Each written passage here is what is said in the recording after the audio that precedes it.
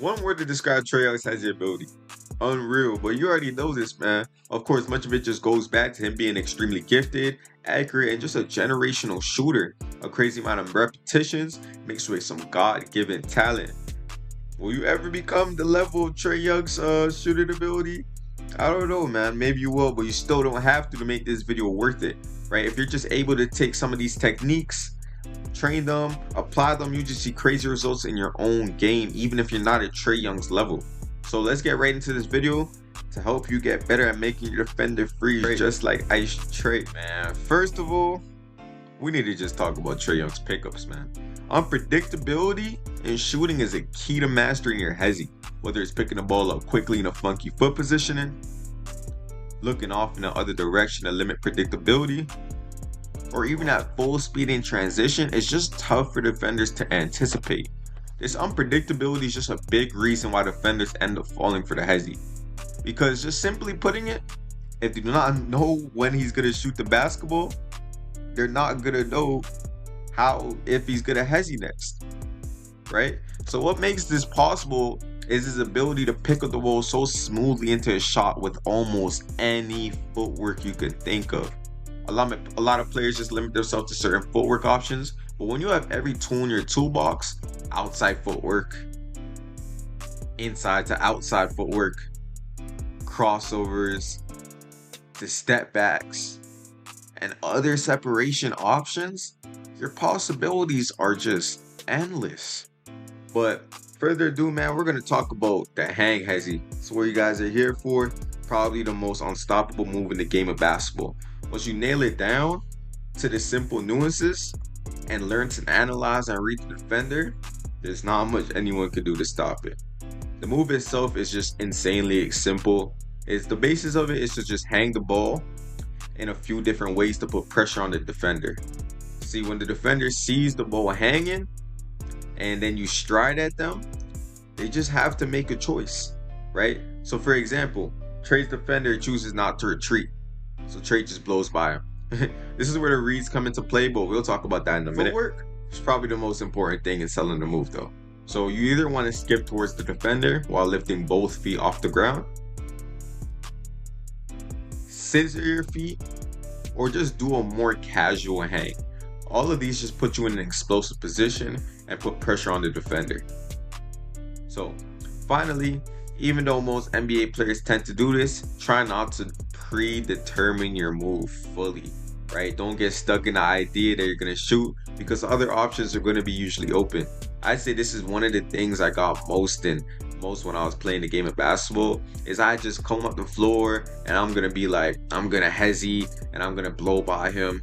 It's just defenders pick up on that, right? So you got to be able to read and make the right decisions after you do the move. Now, let's just take a look at everything you could do out of this move.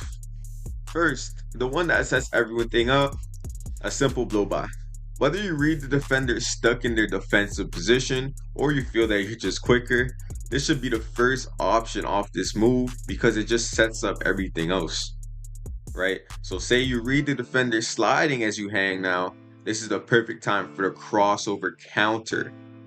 Actually, it could probably be any move, but just make sure you sell it with the shoulders to mimic the drive after the hang. You see Trae Young right here, he likes to use the behind the back as a crossover counter. Now, I say if the defender reads this, Trae Young probably likes to do this the most. He likes to take that little step back into a pull-up. You're going to see this time, in time, in time, in time again. Because Trae Young, this is his go-to move. Like people are gonna read the drive, they're gonna read the crossover, so they're not gonna predict the shot. And he's doing it off of the same hand. So this makes it more difficult for defenders to read. Is he gonna actually drive because he's using a strong hand? Right? These are the little things I picked up on by watching him. Finally, you can add a shot fake with your eyes and hands. After hitting a few jumpers off the hang, defenders will just start anticipating the shot, and then they'll often jump with the fake. Remember, use your eyes, tippy toes. You guys already know the basics, but this move is just dangerous. The pocket dribble isn't just a move, it's a weapon, and Trae Young abuses it to manipulate defenders and get easy buckets. But so can you. Let's break this move down and later go into drills to master it. Trae Young is a great reactor to pressure. He tried to cross his defender and failed, so instead of just dribbling with one rapid rhythm, he slows it down by hanging the basketball at the side of the hip and then drops his shoulder to accelerate to the rim. The first move Trey likes to hit out this pocket dribble is the step back. Right, he brings the basketball to his outside frame and sells the drive by transferring all his weight to the outside foot. Then he does it again to Hammy Hawkins in the same game, as Hammy thinks he's gonna use it for a screen. So Trae Young reacts appropriately because the pocket dribble just creates so much time. Trey has developed so many counters from this pocket dribble. Jalen Suggs even tries to predict his split stance, and then Trey reacts with a behind the back.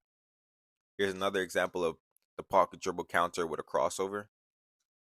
And then if you watch Trey, almost every dribble, he uses the pocket dribble because it just causes so much uncertainty for the defense. So let's get into the drills so you can master it just like him. And take one dribble in the middle, 1 pound. Back up here. It doesn't go under the ball, right to the side.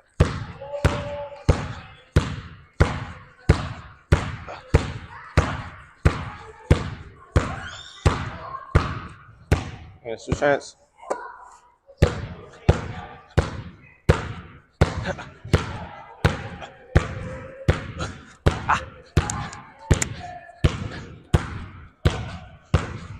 In between, all you're doing is right to the pocket.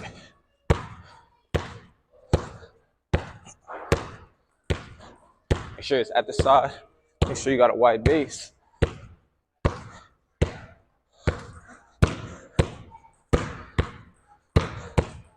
That's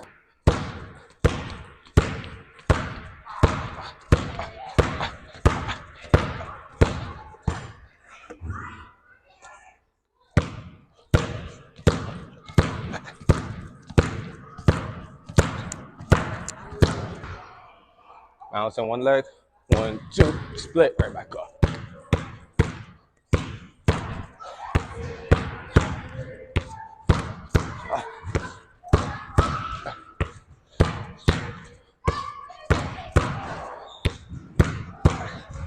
You get comfortable finishing with one leg, then you switch it to the other leg.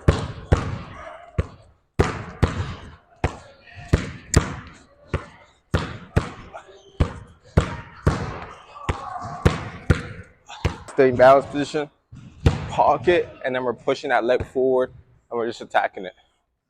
Then we're resetting. Pretend you're gonna go sell that. Sell like you're gonna split there and go forwards. Side.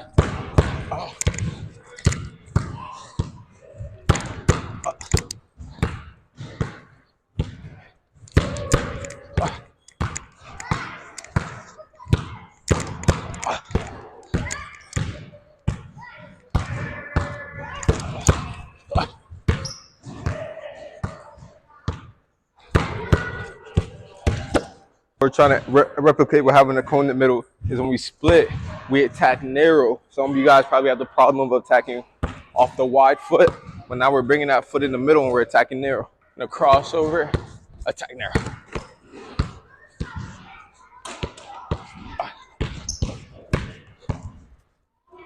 Crossover, split, attack narrow.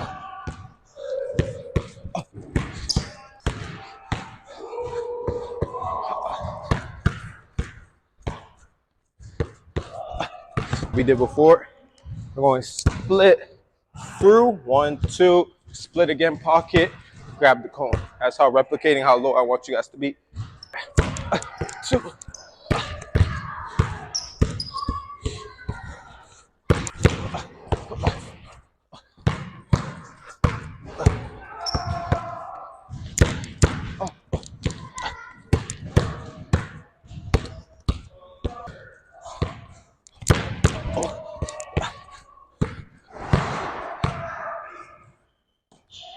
Got me gas. Now we're going behind the back. 1, 2, 3.